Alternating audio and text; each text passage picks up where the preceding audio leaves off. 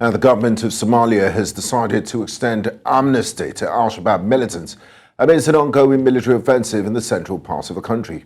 What are the implications of this and what does it mean for security in Somalia? We have details for you in this intro package. Take a listen. In what looks like a carrot-and-stick method in a battle against terrorism, the Somali government has offered Al-Shabaab militant group amnesty as part of a widening approach by the Somali government in its fight against the Al-Shabaab fighters. In the battle against terrorism, the authorities have mobilized the armed forces focused on disrupting financial networks and engaged in an ideological conflict against the group. However, these have not yielded the results expected in the country. Following President Hassan Sheikh Mohamud's statement that the leadership of Al-Shabaab was unwilling to engage in negotiations with the government, the National Counter-Terrorism Center has declared amnesty, a strategic tactic by the government to further weaken the group. Security experts have given mixed reactions to the amnesty offer, as some sections believe it will lead to a mass exodus of terrorists from the organization, while others fear it may further strengthen Al-Shabaab's position. Somali President Hassan Sheikh Mohamud has set his eyes on the annihilation and destruction of Al-Shabaab as his administration's main objective and has set plans rolling to achieve this objective. Although the coming days may have more in store, Al-Shabaab's days may be numbered if its rank is broken from a juicy amnesty offer. Joining me tonight and secure the continent for this discussion is retired Brigadier General Ahmed Mohammed, Senior Advisor, Defense and Security at the Horn Institute of Nairobi, Kenya. Also have Evans Mulli, a Security and Political Risk Analyst, who joins from Nairobi, Kenya, and also Ismail Abdullahi, Humanitarian and Security Expert. A warm welcome to you, gentlemen, and thanks for joining me on the program. I'd like to start with Brigadier Mohammed. The Somali government's decision to extend amnesty to Al-Shabaab militants during the ongoing military offensive is a significant development. From your point of view, as you know, as the next general with the Kenyan Defence Forces, could you delve into the potential implications of this move on the battlefield and the broader conflict dynamics? Is it a step in the right direction?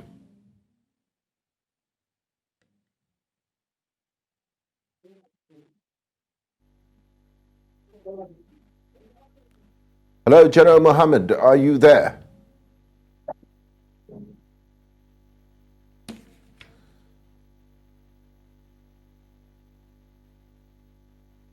Okay, we seem to have some connection issues with General Mohammed. I'd like to direct that question to Evans Mulli. Evans, what do you make of this amnesty decision by the Somali government to Al-Shabaab militants during an ongoing military offensive? What are the potential implications of this move? Thank you, Gbenga, for the question. The amnesty that is being forwarded by the Mohamud administration is not an entirely new development in Somalia's counterterrorism landscape. Similar amnesties have been made by other governments, and just taking into consideration current developments with the offensive that we are seeing in Galmudug and in other places in Hirshabelle, is that with such an amnesty, and if the army is strategic enough, they may be able to push or have some kind of defections from Al-Shabaab militant members. And if the amnesty is in place and is well structured, we will see some members may take advantage of that to leave the group at the moment. However, we haven't seen much of the defections that we anticipated, taking into consideration that the whole operation has been running for slightly over a year now. We have only seen a few instances whereby Al-Shabaab militants have surrendered themselves to government forces.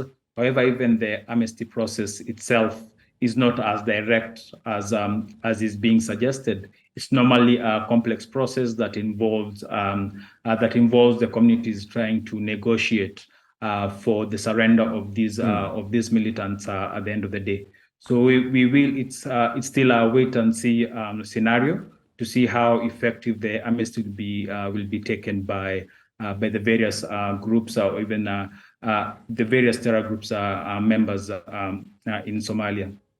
Now, Evan, staying with you from a security perspective, some posit that when you offer amnesty, it's from a position of weakness, because the state has found out that you can't shoot your way to a solution, so you're offering an olive branch. Do you agree with this position, or offering an amnesty does not necessarily mean the state is offering it from a position of weakness?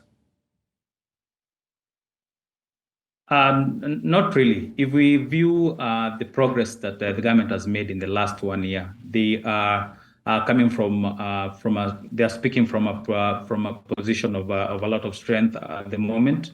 They have made significant gains. Just at looking at what they have been able to do in the past 1 year, they have been able to get into areas the government did not have a presence in the last 15 years. And that is something that must be appreciated from this perspective. The other thing to note is also that we have seen the government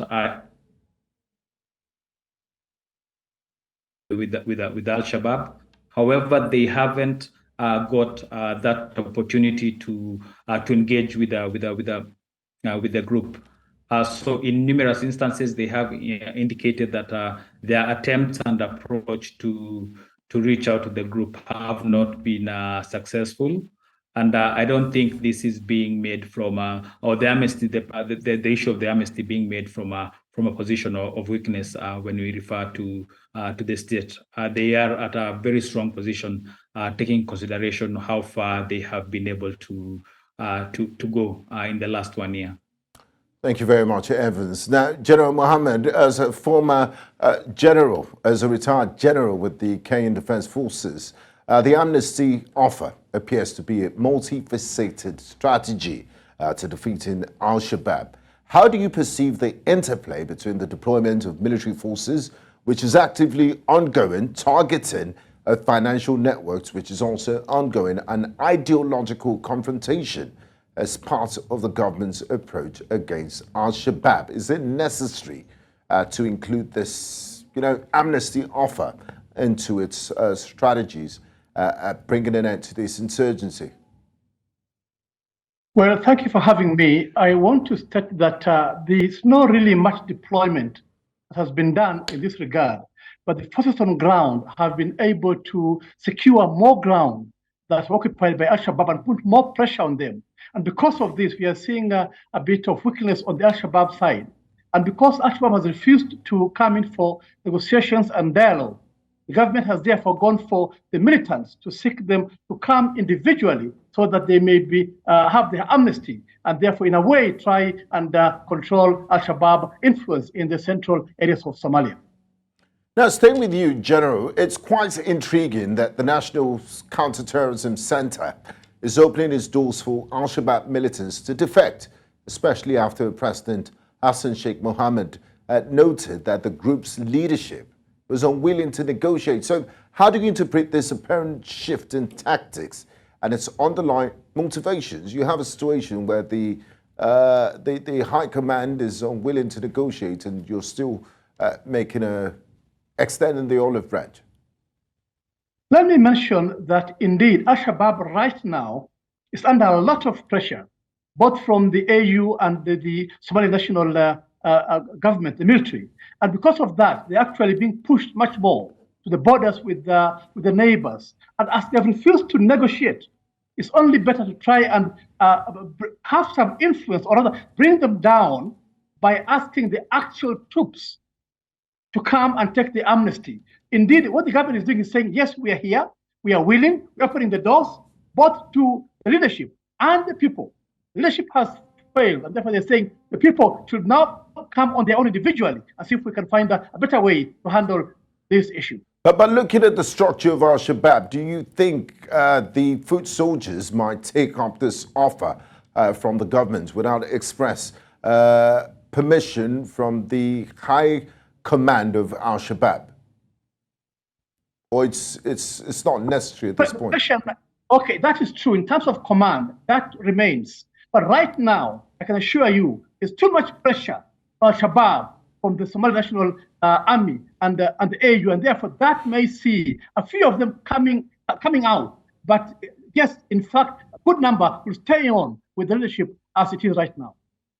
Thank you, General. I'd like to bring Evans back into the conversation. Now, Evans, since President Sheikh Mohammed took office, has been on a sustained battle against Al-Shabaab militants.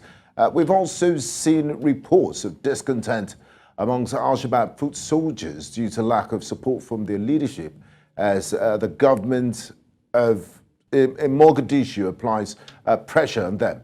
How might this internal tension and division play into the effectiveness of the amnesty offer and the group's general cohesion? In general, if the government is able to create more discontent and also apply quite a lot of pressure on the group and make sure that the group is not able, for instance, to finance its operations, be able to pay its militants on time, and even provide adequate supplies for the militants out in rural, in south and central Somalia, we may see this discontent among the group being used to disintegrate the group further. To my understanding, at the moment, with what we are seeing in the Selbul area this evening, is that the government has announced it will place some sort of a blockade on that specific district. That means food supplies, fuel supplies, and anything else can't go in or out of that specific area.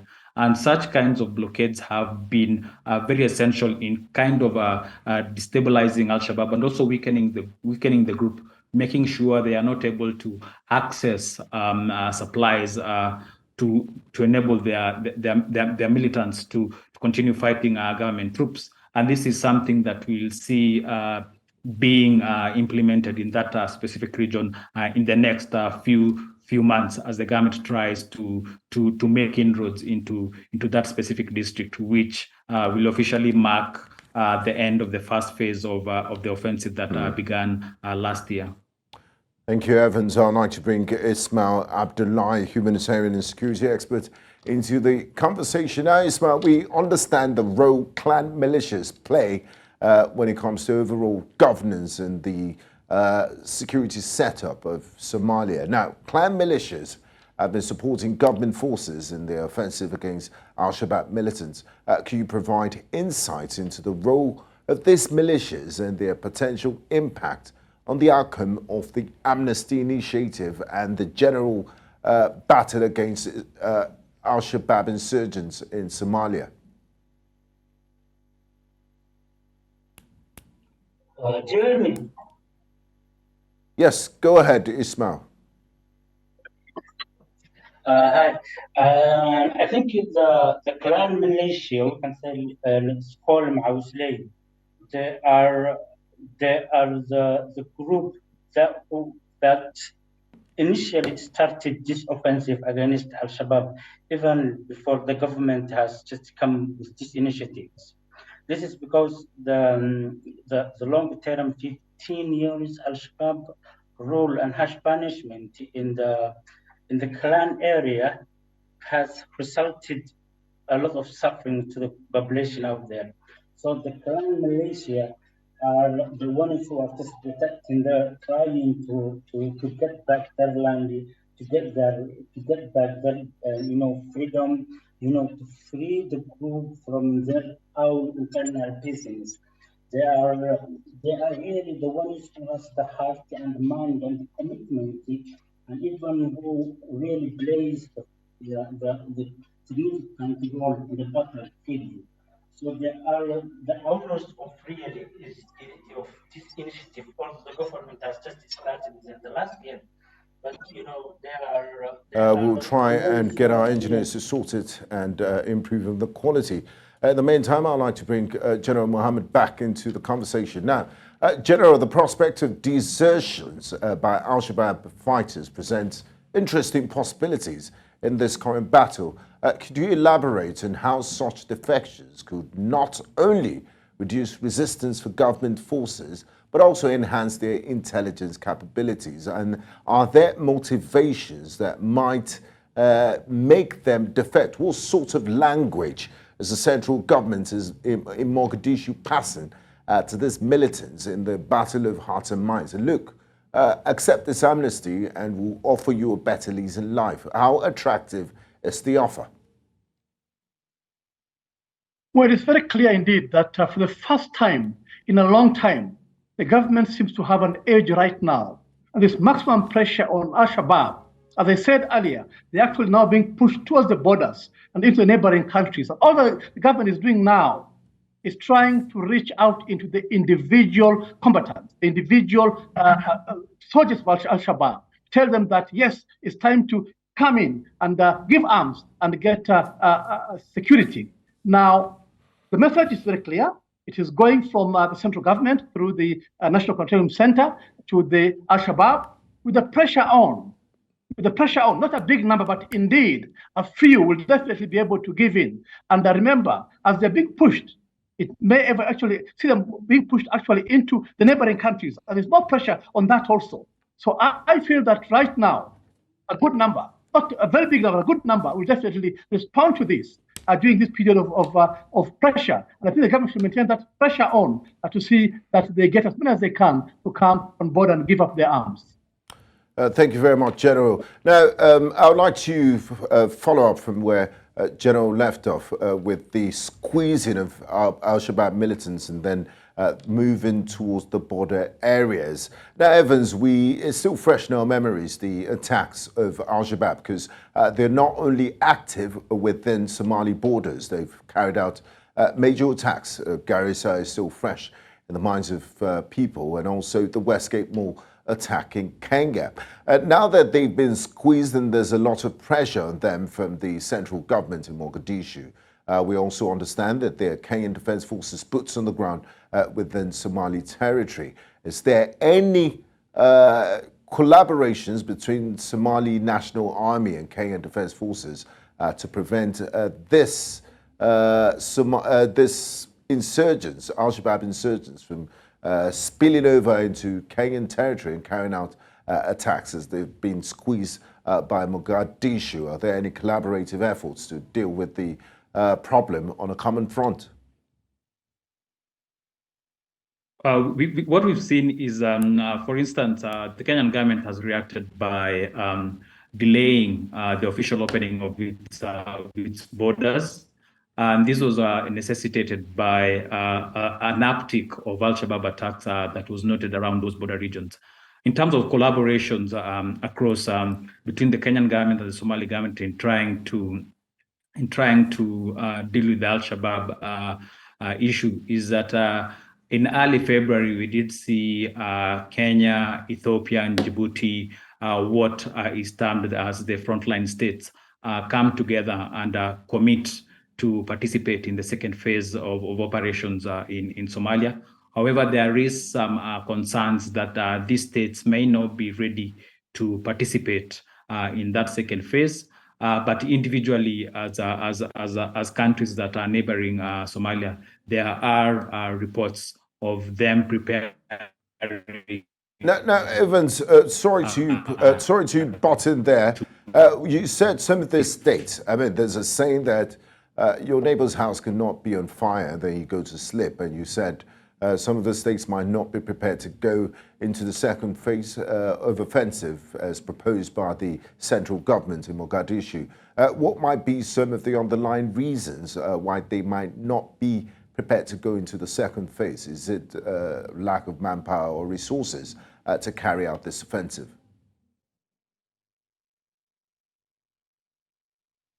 From my perspective, I think the second phase needs to be properly financed and resourced, and I think those partners are still trying to navigate and find ways of how they will jointly finance that phase of operations. It should be understood that these would either come from the individual budgets of these security partners. And I think that is something that those partners are still trying to explore and to look into and find ways of how they can finance their participation, or to jointly pool resources so that they can effectively participate in that second phase. And I think that is where some of those states have not been able to resolve that issue. But there is some positive there is some positive developments around that regarding those states moving their troops, strategic positioning of troops from those countries.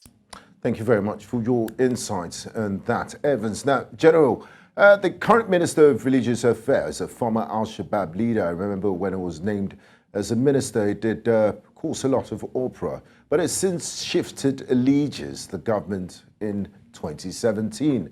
How has he been able to utilize his position to combat the group ideologically and strategically since its defection? Do you think it was a genius move? And is the central government in Mogadishu benefiting from what some have called a gamble to have an ex-Al-Shabaab militant within its government and cabinet? No, no doubt indeed that was a very good gain for the government to get the second at the top coming in to join them in terms of information, in terms of providing guidance on who are the leaders, where they are, their tactics, and all that. Also, indeed, in terms of telling the combatants that, yes, I have gone, you can also join in. That was a major score for the government. And indeed, I think that is what is causing more pressure now. He understands them, the way they operate, the way they do things, their leaders and all that. And therefore, he'll use that with the government, try and convince them that it's time to give up and come back and join the government. I mean, I want to say that that was a major score indeed. And we hope that will bring even more gain at this critical moment right now. Thank you very much, General. Now, Evans, successful defections from Al-Shabaab could potentially nudge the group towards negotiations and, depletes its numbers. What dynamics within the organization might prompt leaders to consider their stance looking at the historical antecedents of Al-Shabaab as a group and its modus operandi? How might the amnesty play into the scenario of depleting their numbers and, nudging more members to follow the path of amnesty? What motivations are there for their members? So the motivations for Al-Shabaab members to defect are quite numerous. I believe most of them would like to be reintegrated back into society, to be able to interact with other members of society. Just recently, with the appointment of the director of the National Counterterrorism Center, we did see the deputy that is sitting in that body also being a former Al-Shabaab member. And these are just this is just the government trying to portray that it is ready to integrate these former Al-Shabaab members into society and also give them some sort of respect and dignity when they are doing that. But we should also understand that Somalia runs a whole national defectors program, and that program is tailored in a manner that will be able to equip these defecting members with key skills and key opportunities, and even give them the ability to access several government opportunities that are out there. But there are quite a number of motivations that the government at the moment is able to sell to individual Al-Shabaab militants, so that they can leave the group and actually join and actually become members of society who are accepted and also in a dignified manner. So there are those motivations from the government's side. Thank you very much, Evans. A fine place to go on a break. If you're just joining, this is Secure the Continent in News Central Television. We've been discussing the Somali government's offer of an amnesty to Al-Shabaab militants. When we return, we'll continue this conversation. We still have with me Brigadier General retired Ahmed Mohammed, Senior Advisor, Defense and Security at the Horn Institute in Gbenga, and also Evans Mulli, Security and Political Risk Analyst. Do stay with us. We'll be right back after this quick timeout.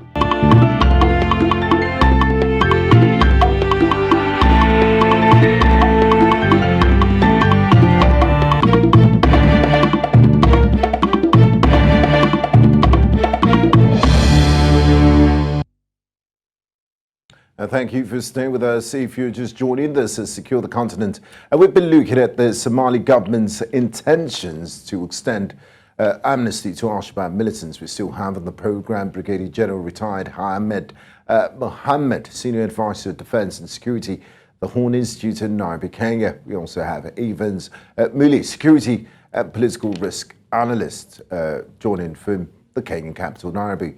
Thank you very much for staying on the program with us, gentlemen. Now, I'd like to begin the second half with General Mohammed.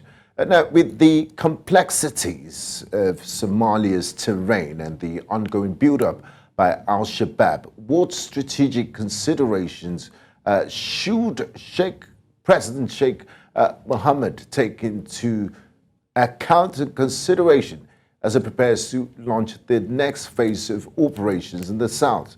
And as this amnesty offer to Al-Shabaab saying, look, this might be your last chance, we're going for the kill at this point in time. How do you interpret this move to launch operations, the next phase of operations in the south against Al-Shabaab militants? The most important thing right now is for the government to sustain this oppression, the offensive. So far, they have the upper hand, and therefore the best way to go is, one, continue the dialogue, and number two, maintain the pressure that they're putting on the militants, so that in one hand they are pushing, in the other hand they're pulling them to come out in terms of the combatants and give up their arms.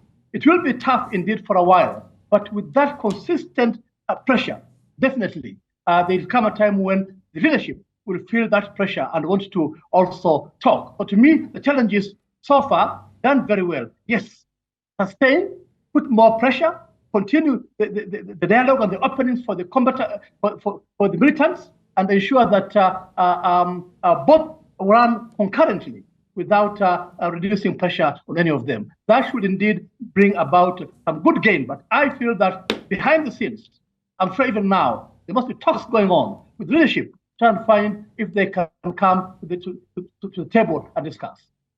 Thank you very much, General. Now, back to you, Evans. Let's take a step back and look into the trajectory of this militant organization called Al-Shabaab from its early days, from the Islamic Courts Union to what it's metamorphosized to in present day. How have they been able to successfully withstand the onslaught of not just the Somali government, the Kenyan Defense Forces, and other international security organizations that have tried to put an end to their terrorism? Where do they get their what's the motivation for recruitment, and how have they been able to sustain the operations after all these years? Al-Shabaab has been able to adapt with the time in terms of its of also the narrative that it keeps it gives its members, and that narrative has been evolving with the time, and the group has also evolved from just being a terrorism or a terrorist organization, and has metamorphosized into this well-oiled and well-structured organization that offers social services in terms of even having courts, of having an educational curriculum, of offering health services. So it has packaged itself as some sort of a government. And that kind of packaging has enabled it to remain relevant for quite a long time. And the government has also acknowledged that the narrative that the group is giving or is portraying is quite a strong narrative. And that narrative or ideology that the group tries to portray is one of the key issues that the government is trying to fight. And when the group packages itself as a government, it has also been able to find avenues that it can extort money from citizens and also from businesses across the country. And this has enabled it to expand and also fund its activities and drive its propaganda around the country. And that has been one of the main things that has kept the group relevant. Its ability to raise finances to finance its operations and also just run the different initiatives that it has across the country. Now, stay with you, Evans. As the government's response to the insurgency been solely a military response? Are they trying to shoot their way out of this conflict? And is the Somali government also looking at alternative means, to win the battle of hearts and minds, and look into the socio-economic conditions that does feel or appeal to members of AlShabaab that helps its recruitment process? Has it been a multi-pronged approach to solving this problem? Yes, the government has adapted its approach to the in terms of the current offensive. It's not just guns or a military offensive. The government is rolling out what they term stabilization projects or a stabilization program. This involves the government putting in place educational facilities, putting in place providing basic services such as health, water, and even key infrastructure that is needed in those specific areas, especially the areas that the government has been able to dislodge Al-Shabaab from. Those areas are being given specific focus and concern to make sure that the government is able to establish itself and provide the services that it needs to provide. And these also include judicial services and other services that a government will typically provide.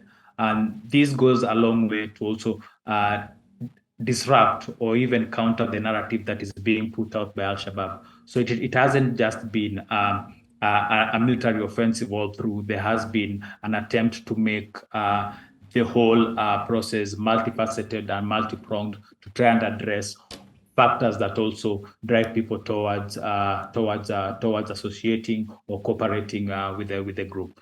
Thank you very much, Evans. Now, General, we did touch on this a bit, and I'm talking about collaboration. You are in Kenya, you're a retired general of the Kenyan Defence Forces, and Kenya does share a very strategic and important border with Somalia. Now, let's talk about international collaboration. It often plays a pivotal role in counterterrorism efforts. Collaboration among nations is very important when it comes to issues of violent extremism.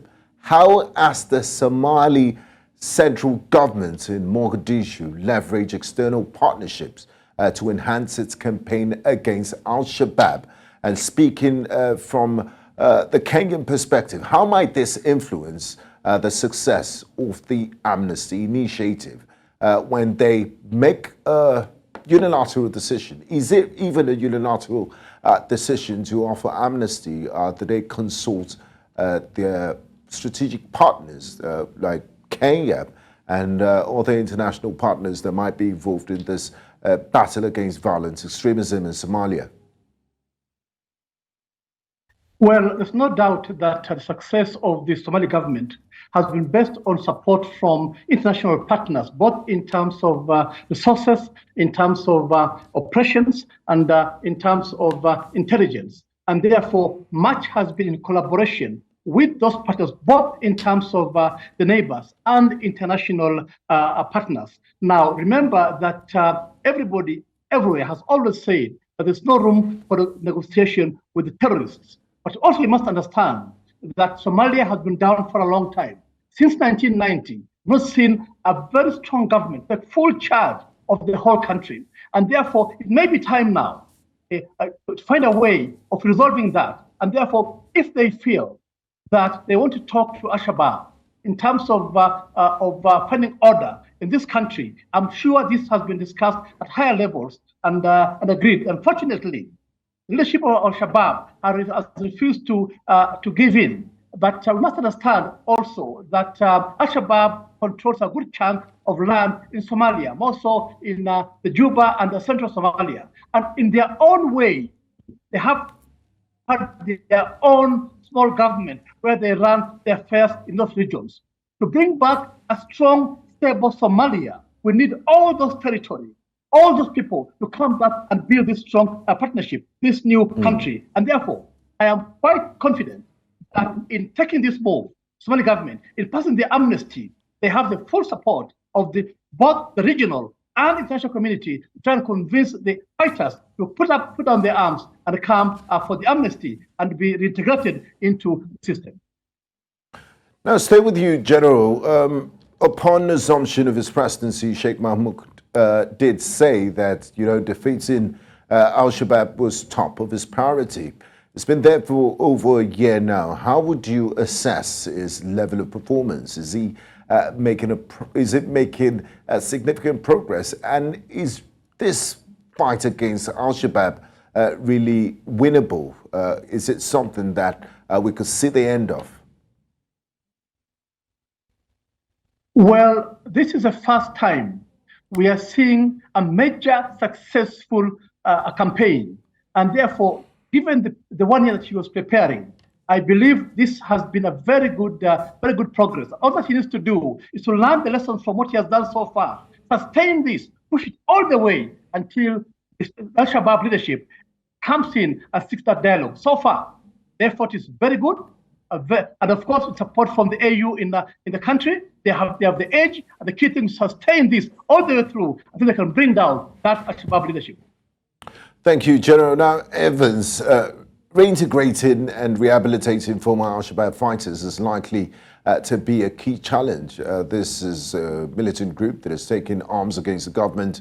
They have ideological differences.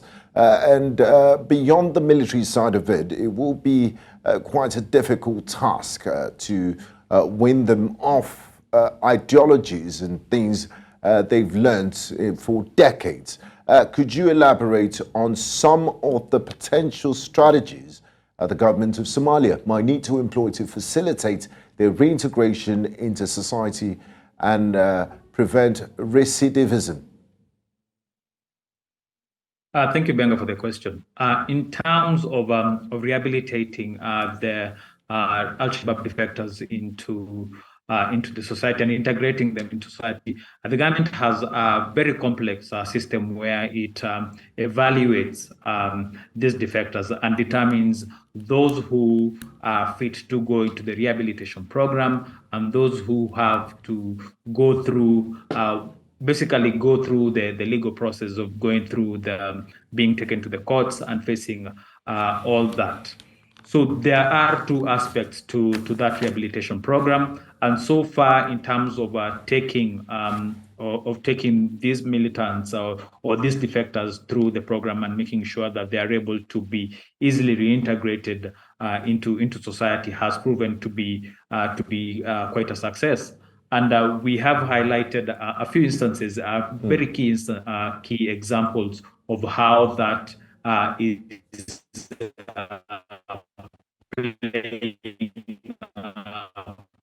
playing part